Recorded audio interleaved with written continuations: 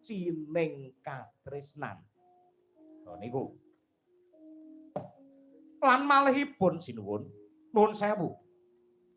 Katresnan mekaten kanugrahan saking Gusti ingkang kula kaliyan panjenengan boten saged nampik lan milih.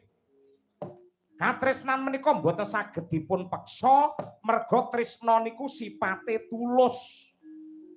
Mila katresnan kok kanggo dolanan, katresnan kok kanggo lemeran, katresnan kok kanggo nglarani karo pacangane, katresnan kok kanggo slingkuh sedeng karo wong liya. Tiyang kala wau mesti bakal kena walating katresnan upamane dadi prawan ayu kaya apa nganti tuwek ora bakal entuk bojo niku Mas.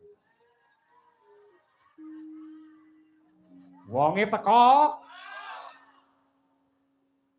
aku tak duit barang nyapa mau awet. Alae rasakno kaya ngono kuwi. Nuwun sewu.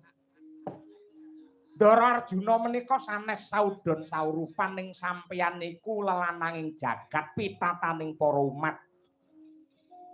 Ampun namung sedih kemawon, ampun namung kendelan kemawon. Cobi mangtamatake lakuning jangka kodrat menika. Kula pitados waton sampeyan saben suku jangkah asta ngrembyah tansah ngagungaken kalian purbaning Hyang Wisesa. Tartamtu pengiran badhe mayungi kalih sampeyan mayungi dhumateng ingkang garwa Dresanala kalebet putra ingkang kinandhut dening ingkang garwa Raden.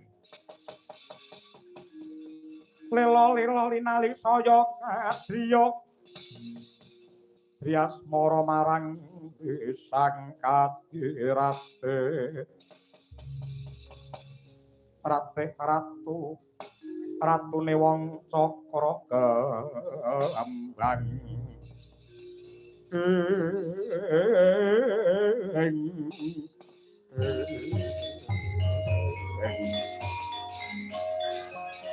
kaya kumasri mring kula